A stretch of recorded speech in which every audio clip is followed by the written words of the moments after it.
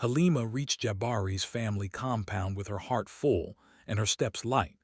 She wore a borrowed dress that felt a little too big, but she didn't care. She held a small box close to her chest and hummed the silly tune Jabari once teased her about. She expected warmth, busy voices, maybe his smile waiting at the door. Instead, the gate clanged shut behind her and the laughter from inside faded the moment she stepped closer. The front door was locked. Jabari was nowhere. Mama Tara stood on the porch with her arms crossed, her face cold and unreadable. When Halima knocked, her hand hit hard wood instead of a welcome. She heard voices inside, careless and loud, as if her presence meant nothing. Her smile slipped away. Heat gathered behind her eyes, but she swallowed it down, confused and hurt. Neighbors slowed when they passed, pretending not to stare. Someone laughed under their breath, sharp enough to cut. Halima felt the shame rise in her chest, thick and heavy. She backed away from the door and sat on the stoop, the skirt of her dress folding into tired wrinkles. The night air pressed around her, colder than she expected. She listened to her own breathing, quick and uneven, and tried to understand how joy had turned into this painful stillness. Her hands shook as she held the box tighter against her lap. Inside the house, the music rose again. Outside, Halima sat alone, wondering how a night meant for love had become a night of locked doors. The morning light felt too bright, almost rude, as it slipped through Halima's window. She woke with swollen eyes and a heaviness in her chest that made it hard to breathe. The bruises on her heart were invisible, but she felt every one of them as she picked up the wedding bouquet she never got to use. The flowers were soft and drooping, their colors fading just like the hope she had carried the night before. Still, she held them tight as she walked toward the market in Oru, trying to keep her head up even while everything inside her wanted to collapse. People stared. Some pretended not to. Others didn't bother hiding it. It felt like she was walking through a long line of mirrors that showed her only the things she wished she could forget. She wanted to be invisible, but every step made her feel more exposed. When her phone rang and she heard Jabari's voice, it sounded far away. His words were weak, thin, careful, as if he was folding paper instead of offering real regret. She closed her eyes as he spoke, trying to search his voice for the boy she once trusted, but all she heard was someone trying to escape blame. Mama Tara moved faster than gossip. By the time Halima reached the fruit stalls, the older woman's voice had already spread across the market. She talked loudly, adding sharp, twisted details as if she were seasoning a pot of stew. Halima didn't need to hear every word to understand. She felt each one like a stone thrown at her back. A few sellers lowered their eyes when she passed, out of pity or fear of being pulled into the story. One child pointed at her bouquet and laughed without meaning harm. Still, the sound hit her like a pinprick. Halima tightened her grip on the flowers even though the petals were falling apart.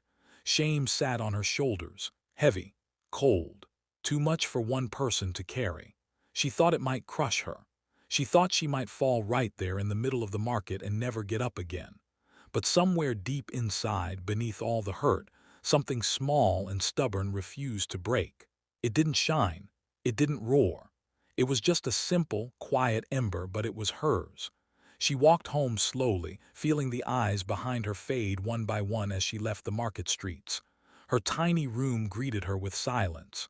She set the bouquet on the table and looked at it long enough for her throat to tighten. Then she let out a laugh, short, rough, almost ugly. It surprised her. It tasted bitter like smoke, but it also felt like the tiniest release. She sat on her bed, pulled her knees close, and let the quiet settle around her. The world had dealt her a painful blow, but she was still breathing, still sitting upright, still holding that small, stubborn ember that refused to die. Halima woke the next morning with a quiet strength growing inside her. It wasn't loud or bright. It was steady. The shame she had carried through Oru still clung to her, but now it felt different, like something she no longer needed to hold. She sat on the floor of her room and looked at the small box of gifts she had once brought to Jabari's family. The ribbons were bent, the paper smudged, but she folded everything neatly and placed it back inside. She wasn't returning the gifts. She was taking them with her as proof that she had tried, that she had loved with all she had. She counted the coins she had saved from selling embroidered headscarves. It wasn't much, but it was enough to start a new chapter. She wrapped the coins in a cloth, slipped them into her pocket, and stood up with a calm heart. Walking out the door felt like walking out of her own shadow. The road ahead was long and lined with tall tamarind trees. Their leaves whispered above her as she passed, almost as if they were cheering her on. The air was thick and warm, but with every step she felt something in her chest unclench, little by little. She traveled to Biwara not because she had a plan, but because she needed space from everything that had hurt her. The town welcomed her with loud streets, busy markets, and strangers who didn't know her story. She found small jobs wherever she could. In the mornings she sold tea to people rushing to work. As the sun climbed, she mended torn shirts and patched trousers in a corner stall. In the afternoons she helped in a tiny shop, learning how to count money and keep records. None of it was glamorous, but each task made her feel useful again. The nights were harder. When the world grew quiet, her thoughts grew loud. There were evenings when she cried until there were no tears left, her face buried in a thin pillow that smelled like detergent and dust. She let herself feel everything because she knew holding it in would only make her weaker. But daylight always came, and with it came customers who thanked her for her steady hands, women who smiled at her clean stitches, men who praised the tea she poured, children who waved at her as if she were their big sister. These tiny moments added up. They slowly stitched her back together, one thread at a time. Soon she learned to smile for real, not to hide pain, but because she felt a small glow inside her. It wasn't the life she once imagined, but it was hers. And with each passing day, that was more than enough. Halima's life in Biwara slowly settled into a rhythm she could trust. One afternoon she took a deep breath and used her savings to rent a tiny corner in Unjil Market. It was barely big enough for a sewing table and a stool, but it felt like a fresh start. She swept the floor, hung bright fabrics on the walls, and told herself this stall would be the place where she rebuilt her life stitch by stitch. On her first day she sat quietly, hoping someone would stop.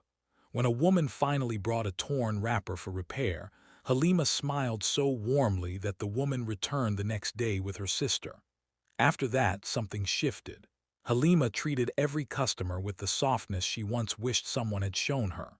She joked with shy brides, played with children who waited beside their mothers, and always encouraged people to try cloth they thought was too bold for them. When someone hesitated, she leaned in gently and said, "Trust me, you will look beautiful." It became her secret magic, and when brides twirled in dresses she made with her own hands, pride bloomed inside her so strongly it pushed away the memories of the night she was left on a stoop. Word traveled fast. Markets have their own language, and soon people from nearby villages came asking for the young tailor with the warm smile and steady hands.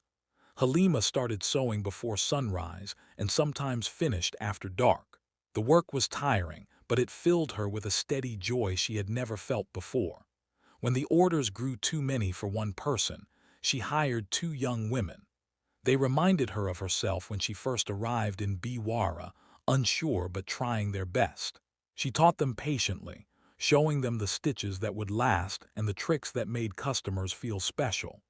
Together they worked like a small family, laughing at small mistakes and cheering at their best pieces. For the first time in a long while, Halima paid her bills early. She bought a better lamp, stronger scissors, and even a small radio to keep the stall lively. One evening she caught sight of her reflection in a shop window. She paused.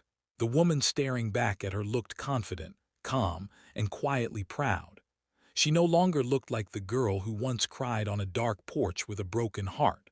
Months later she attended a small business fair. A bank offered her a loan to expand. She expected her hands to shake when she signed the papers, but they stayed steady. She understood then that her growth had been slow and patient, like a plant pushing through hard soil, but it was real. Her rise didn't make noise. It didn't need to. It was built from every seam she stitched and every morning she chose to stand up again. Halima was sorting new fabric in her stall when she heard two traders whispering about a house in Mankasa being put up for sale. She didn't think much of it until she saw the news herself. There on the screen was Mama Tara's compound, the same place that once shut its doors in her face. The report mentioned unpaid taxes, legal trouble, and a family struggling to keep what was theirs. Halima let out a small laugh, soft at first, then deeper, almost shaky. It wasn't joy. It was disbelief mixed with something she couldn't name. She sat with the news for a long moment. The world had moved in a strange circle, and now the house that once taught her pain stood waiting. A quiet fire woke inside her, strong and simple. This time she wouldn't run from the past. She would walk straight into it. She gathered part of her savings, money she had spent years stitching together. Then she went to the women she trained, explained what she wanted to do, and they didn't hesitate. They lent her what she needed without judgment, only pride shining in their eyes. Traveling back to Mankasa felt surreal. The road looked the same, filled with trees she once passed with young hope. But she walked it differently now, with her chin lifted and her steps certain. When she reached the compound, the air felt familiar. The porch creaked the same way it had years ago. The tiles under her feet carried memories she once tried to bury. But she didn't shrink. She simply stood still and breathed. Then Jabari appeared. His shoulders looked heavier, as if life had been pressing on him for years. His eyes widened when he saw her, and he froze. Shame sat on him like a coat he could not take off. For a moment neither of them spoke. Halima saw the man he had become and the boy he once was, both wrapped in regret. She gave him a small smile, calm and collected. She felt no bitterness, only a steady strength she had earned through struggle and rebuilding. When she asked, "How much?" her voice was clear and gentle. Jabari's mouth opened, but no words came out at first. He stuttered through the price, avoiding her eyes. Halima counted the money slowly and placed it on the table between them. She watched the way his face shifted, as if every bill reminded him of the door he once refused to open. He swallowed hard.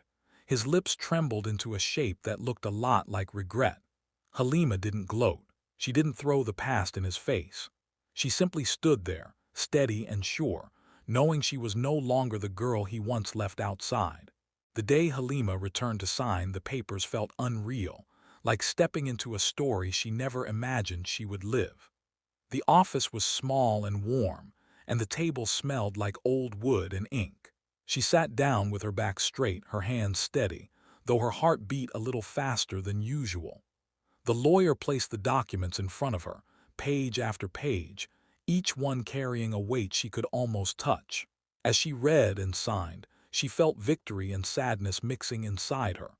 She had dreamed of this house once for joy, then feared it for pain, and now she was buying it with her own hard-earned strength. Mama Tara stood in the doorway watching her. The woman who once looked sharp and proud now seemed unsure, as if the world had tilted beneath her feet. Her eyes followed every stroke of Halima's pen. There was confusion there and something else too, an uncomfortable panic, like someone realizing too late what their choices had cost them. Halima did not look away. She simply kept signing, slow and calm, as though she were sewing the last stitches of a long, difficult cloth. When it was time to pay, Halima opened her bag and pulled out neat bundles of cash. She placed them on the table one by one, counting softly. Each bill felt like a memory, every insult, every whisper, every moment she had been made to feel small. But she counted without anger. She counted with clarity, knowing she had built this moment from her own work. Jabari watched from the corner, silent, his face tight with something between shame and disbelief. When the keys were finally placed in her hand, they felt heavier than she expected. Honest, solid, real. She closed her fingers around them and breathed slowly, letting the moment settle into her bones. Then she turned toward Jabari. For a second he looked lost, like a man searching for words that no longer existed. Halima reached into her bag again and pulled out a small envelope. Inside was a single photograph, an old picture of the two of them laughing under a market awning, before life had bruised them both. She handed it to him gently. "This is yours," she said, her voice soft. She didn't explain. She didn't owe him anything more than that small kindness. Jabari held the photo as if it were fragile, and his eyes filled with a quiet ache. He finally understood what he had lost, not just a woman, but a future that would never return. Halima stepped into the house afterward, the door opening easily beneath her hand. The room smelled like dust and old memories, but when she breathed in, the air felt new. Her footsteps carried a steady rhythm, echoing through the halls that once rejected her. She stood in the center of the living room, listening to her heartbeat, strong and sure, filling the space like a promise of the life she was about to build. Living in the house again felt strange at first, almost like wearing a dress that didn't fit anymore. But Halima moved through the rooms with quiet confidence, choosing what to keep and what to change. She opened the windows, swept the floors, and let sunlight touch corners that had been shut for years. Soon she began inviting certain relatives in, the ones who showed her kindness before. Others she kept at a distance. This time she decided who crossed her doorway. Almost every morning Mama Tara appeared at the gate. Some days she arrived stiff with pride, pretending she only came to check on the place. Other days she wore a tight smile that tried to pass for politeness. Neighbors watched from their windows as Halima planted bright flowers in the courtyard where she once sat crying. The colors grew fast, as if the soil itself wanted to rewrite its memories. Not every day was peaceful. Some evenings Mama Tara came with a bag of groceries, muttering soft apologies that sounded more like habit than true regret. Other nights she banged on the gate and shouted, demanding to be treated like the ruler of the home she no longer owned. Halima didn't allow either mood to shake her. She answered each visit with the same calm voice, offering tea on good days and quiet boundaries on the loud ones. She surprised even herself with how steady she had become. One afternoon she gathered everyone who lived in the compound and sat them down.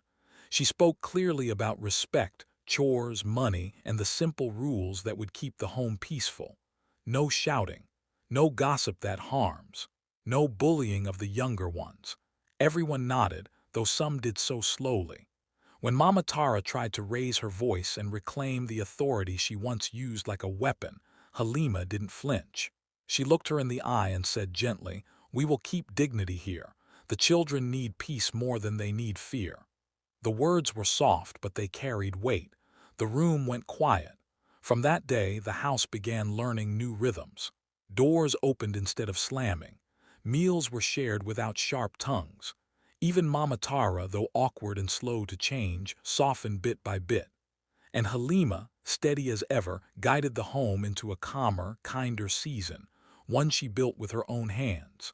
Months passed, and the house in Taraba Hill slowly turned into a place that breathed warmth instead of whispers. The courtyard, once filled with sharp gossip and cold glances, now rang with the sound of children chasing each other across patches of sunlight. Their laughter bounced off the walls like music. Jabari spent most of his days in the small studio Halima created for him, shaping wood and sketching quietly. He worked with a calm that suggested he was trying to rebuild more than just furniture. Nearby, Mama Tara often sat by the window knitting, her hands steady, her eyes softer than they used to be, as if she was learning patience one stitch at a time. One afternoon Halima walked to the main gate. The metal lock felt cool in her hand. She clicked it shut, not out of anger but out of care for the life they had worked so hard to steady. The sound was firm and final in the best way. It meant safety. It meant boundaries. It meant peace. A little while later Mama Tara called out, asking to come inside. Instead of opening the big gate, Halima moved to the small side entrance and brushed it open with a gentle hand. She held out a cup of sweet tea, the kind she used to drink alone on sad nights. Her smile carried all the memories of the time she sat outside this very house, waiting for a door that never opened. Mama Tara stepped through slowly. She paused, her breath catching, and her voice trembled in a way Halima had never heard before. It wasn't anger. It wasn't command. It was something like a quiet, breaking apology. Halima wrapped an arm around her and they shared a shaky laugh, filled with old pain and new relief. In that moment, Halima's face softened, showing the lines of everything she had lived through. Her eyes shone with the kind of joy that grows only after surviving storms. Joy strong enough to choose who gets to stand in her world and who doesn't.